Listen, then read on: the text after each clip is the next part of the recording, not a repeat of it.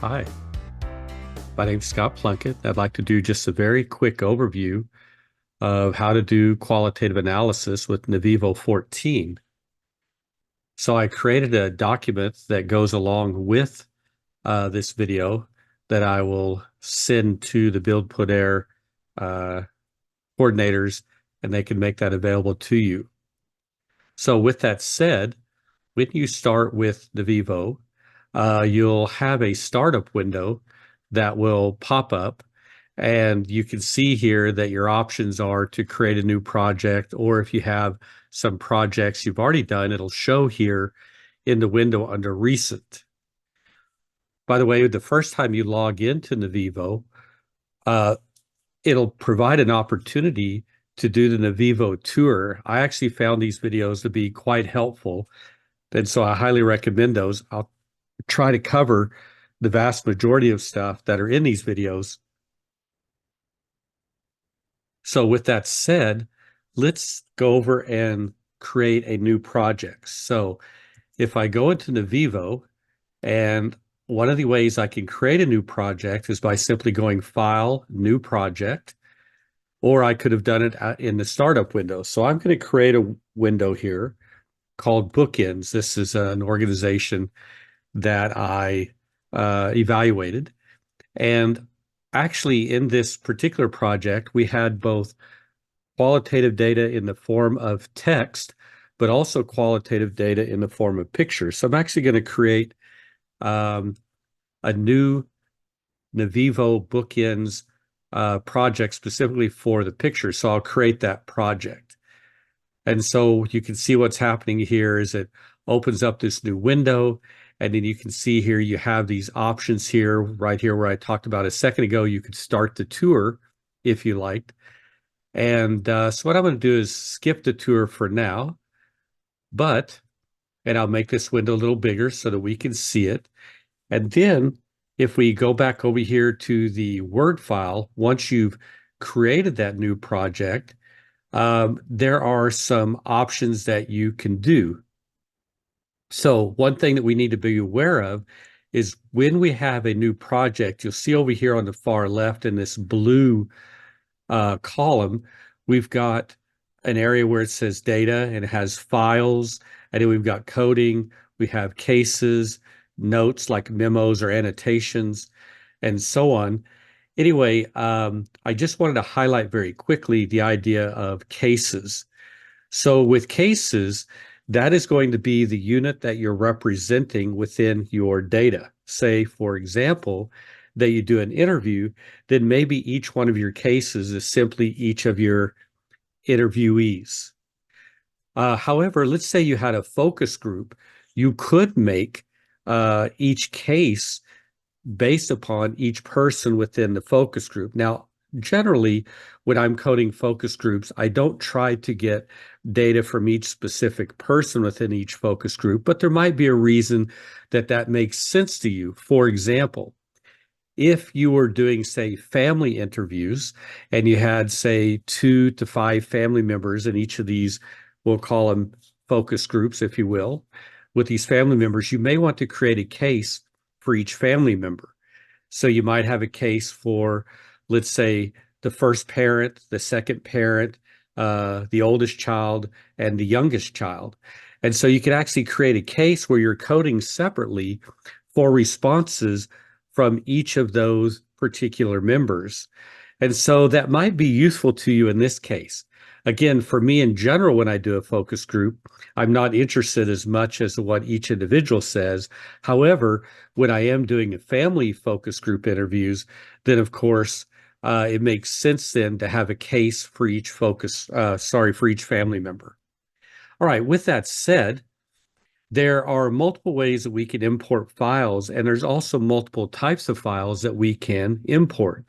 We could import Word documents, text files, PDFs, pictures. We could do audio files. So maybe we have a recording of our focus groups. We can upload the audio of the focus group or the interview and actually code straight from that audio.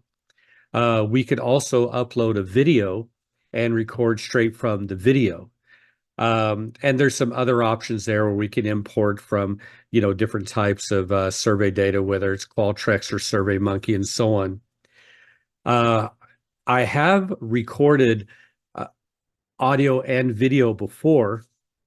However, I actually find it to be a little more useful for my research team to actually code the transcripts. And so we actually do those in Word and then just import the Word documents.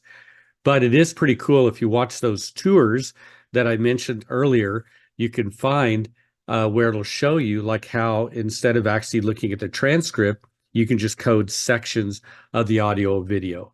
Again, I personally like coding with the transcripts better in NVivo, but I could see certainly a value of doing the video. For example, if you're trying to code some body language or some contextual clues, then it might be super helpful to also be coding within the video. Anyway, with that said, though, let's actually take a look at how we can import some data. So I'll show you just a couple of options. So I've got my new file here we created a second ago, the bookend and the images. And so one of the things that I could do is I could click over here on import and I could go to files and I could say, for example, pictures. And then I'll come over here and I'll just grab these first three pictures. And then you can see it's importing those pictures in. Now, the other option that I could do is if I had those pictures over here, I could simply just grab them, the whole file, and just drag and drop them. And you can see then it's added the other pictures in there. So I could have done that with that whole file.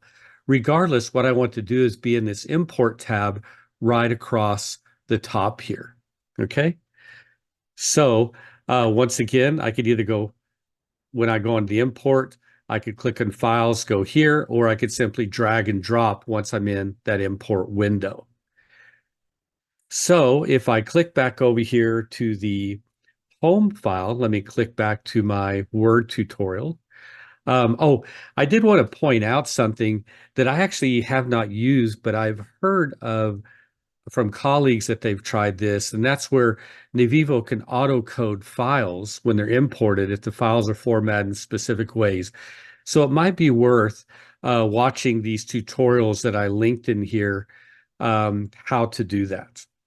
Again, this is just a short video, so I want to hit the main points here about how we can do what I think most of us are wanting to do with NVivo. So let's go over here and go to organizing files. So let's say, for example, in this case, I'm just going to drag all of these over here again. And let's say I want to organize those particular files. I could actually right click here and do a new folder. And maybe for some odd reason, I want to have the original files.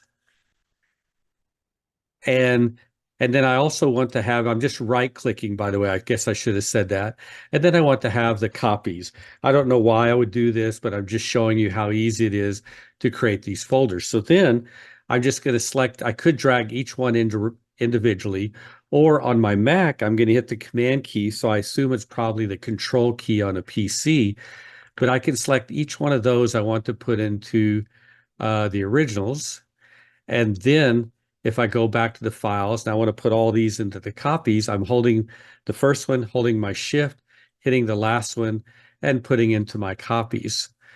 So with that said, then, if I wanted to get to my copies, let's say for whatever reason I was going to code those, in which case then I now have half my files over here in the copies and half my files over here in originals. So I can create, many layers within this. I could even create subfolders in here. You can see I right clicked, I could hit new folder.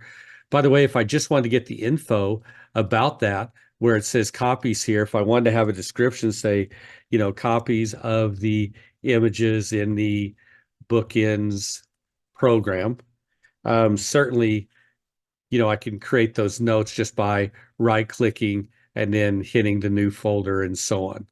You also can see, by the way, I could have just simply said copy if I had just imported them once and then just copied that whole folder and then made that the originals. Anyway, lots of easy things to do there. Now then, when I uh, click over here on coding, you'll notice right now that there's no codes. So if I wanted to then go into one of my files, so I'm coming back over here to my copies. I'm just going to double click on one of these files here. And in this case, what I want to do, and so you can see these are images, so I'll get to text here in just a second. And you can see there's a little bit of text over here also. But let's say I want to create a code that demonstrates this particular picture. So there's a variety of ways, and you can see I have it outlined here when it comes to the coding. Um, so one of the things that I could do is I could simply select these smiley faces like so. So I'm just left clicking, holding my mouse and just dragging. And then I can right click here and I can say code selection. I'm going to create a new code. So in this case, I'm going to create a code called smiling faces. So just so you know what we're actually coding here, we had children who collected books at one school and then they donated them to younger children at a different school.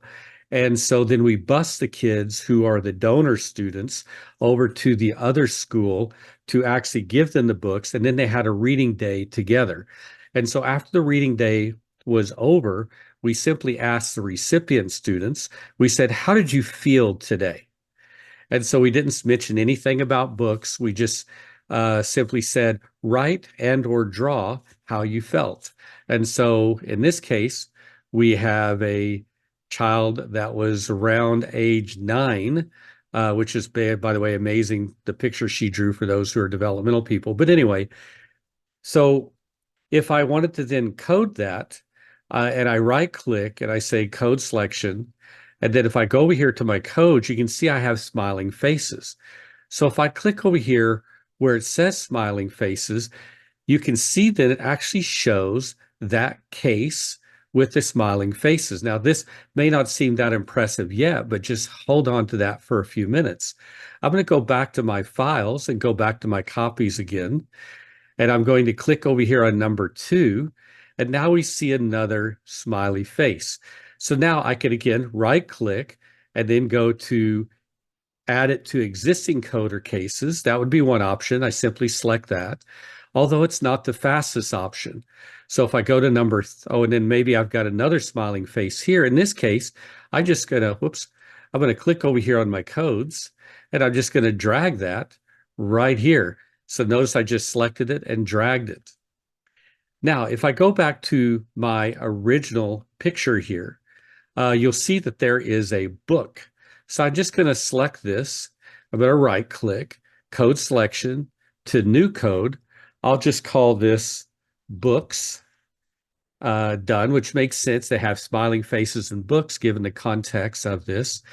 And then I also could have something for the text. In this case, maybe I have something like here, and I go code selection, new code. And in this case, I call it text, and I say happy, or I'll just call it happy for now. We can change it later. And then right here, I've got something about book, and I go code selection to new code. And then in this case, I call it text, and then I say books. Now, to me, there's actually another theme that's appearing here, and that's actually two people together. So then I could take that same selection I had earlier, right here, and I could then just code this to a new code and maybe I call it reading together. So from this one picture, then I end up having a code for smiling faces, a code for reading together, a code for books that are all just drawings, and then I have a code for text of happy and a code for text on books. Now, if I go back to number 2 here, you can see here I have the books. I just selected it, and I just drag it right up here to the books. And then you can see here in the text, I felt very happy. So I just drag that right into text happy. And then instead of just books, here we have a new theme, which is actually reading, because you can see I'm reading the books, blah, blah, blah. So I can now select this and code selection to new code. And this is going to be then text reading and done. So now then, if I come over here to the smiling faces earlier, if you remember, you can see now we have two different cases where they actually demonstrate faces, which is pretty awesome. And then if I go over here to text and books, if I click on that, what happens is we only have one case where there's text with books.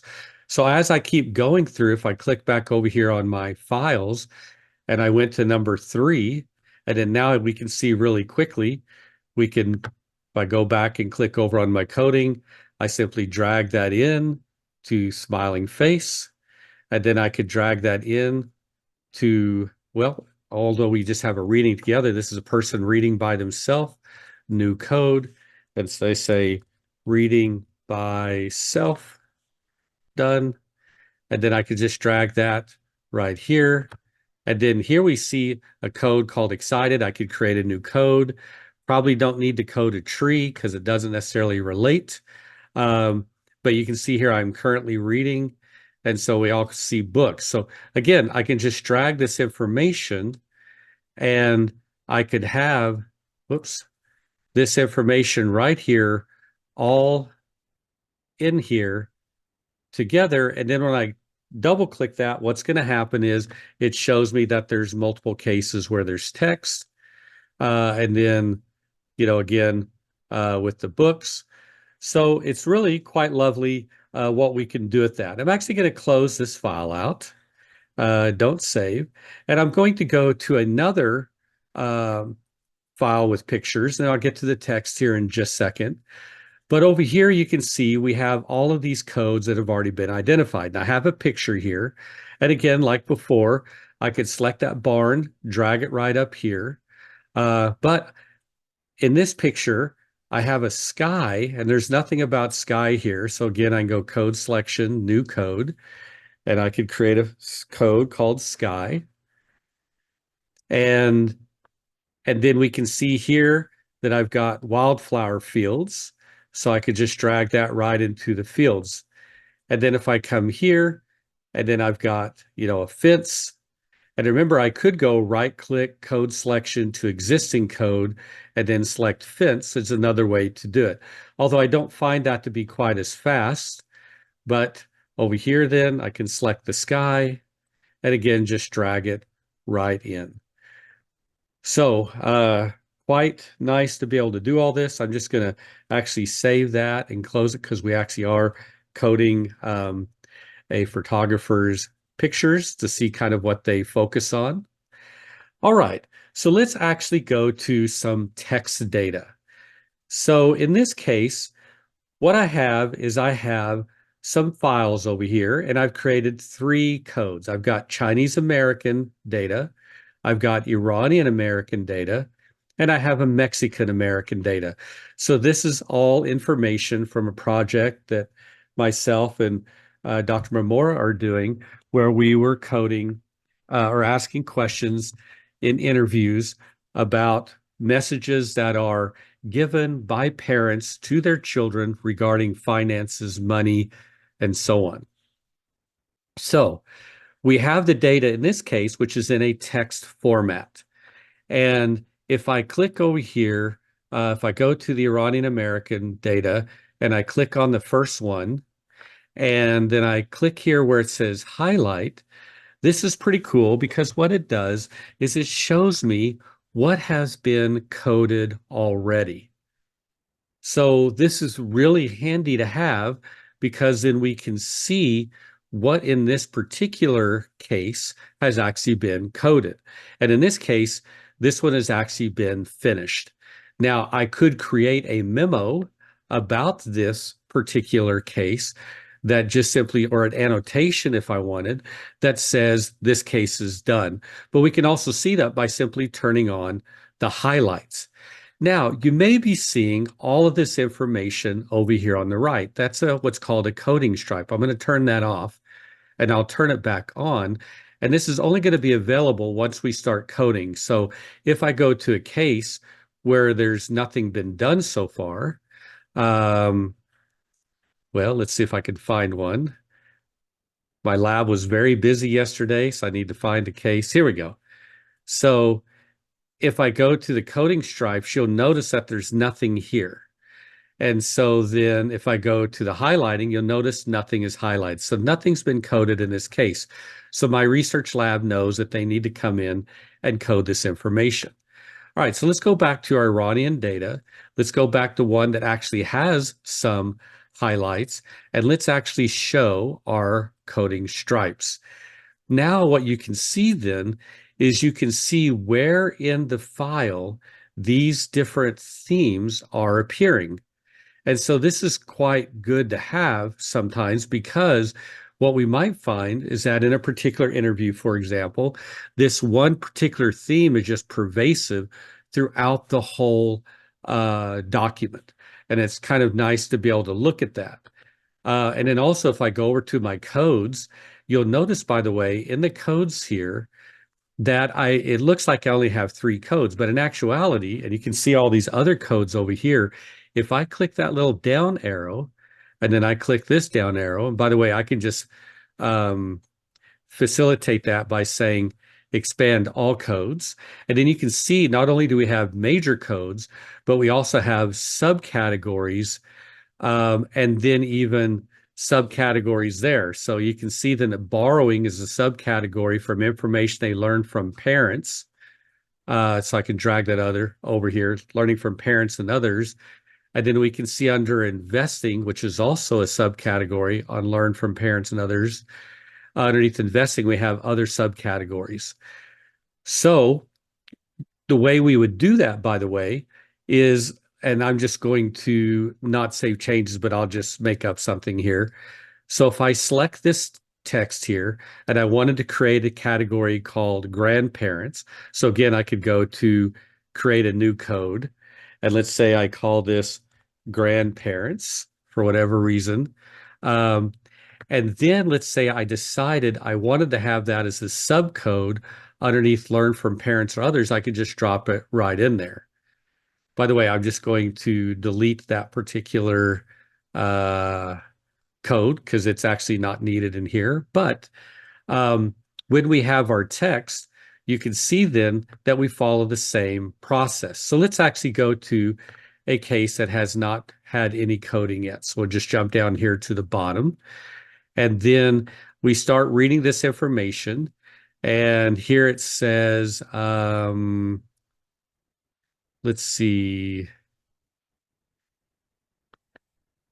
So basically, I think that maybe that transcription was wrong. Probably supposed to say save for my bills to pay for my phone and stuff like that.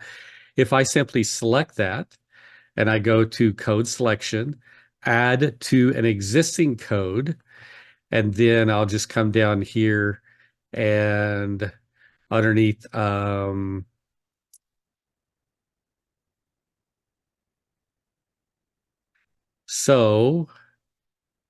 it's so funny. I can't find the one. Oh, here it is.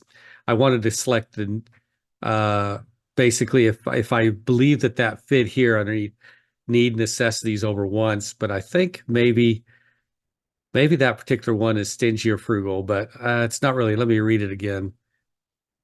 Let me find one that actually fits in there. Well, that's basically for necessities. So let's go to existing code.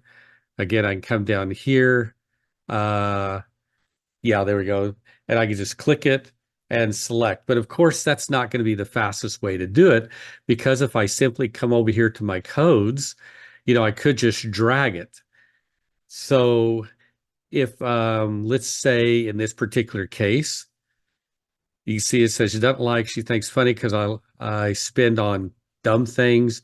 So like I buy food sometimes. She's like, why do you buy food if you ate at home?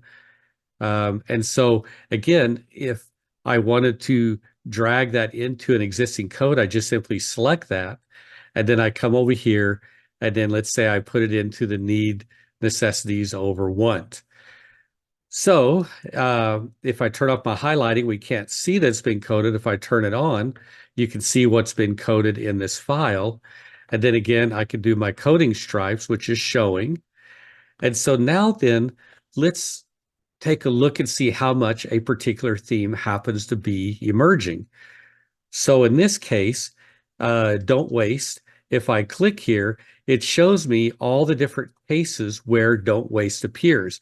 So let's say that in our three groups, the Iranian American, Mexican American, and Chinese American, let's say don't waste appears in one of these groups more than another, you would be able to quickly get a snapshot of that right here in our particular file. Now, of course, not that much has been coded in this data yet, only a few cases, but you can see real quickly we can start seeing that. But the other thing is, if you're writing up your data for a paper or presentation, you also then can go right to the quote. So you could read through the quotes to see if there's something that really demonstrates that particular quote very well. And so it really is quite nice to be able to have this because we could actually just print everything that happens to be related to avoiding debt or the don't borrow or that it's okay to borrow. And so, so then again, you can see very quickly where it's appearing the most, how frequently it's appearing, and so on. So just as a reminder over here, if I wanted to create a new subcode, I could simply say like a new top level code. I could create that code, whatever it happens to be. So let's say it happens to be a code that says support family members.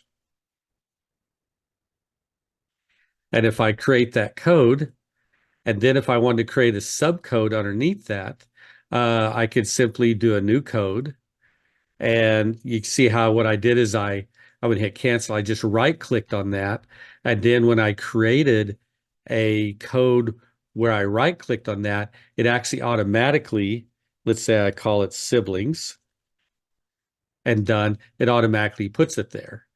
Now, let's say I didn't right click on it, but I just created a new code. So let's say I hit new top level code. And let's say this happens to be grandparents again.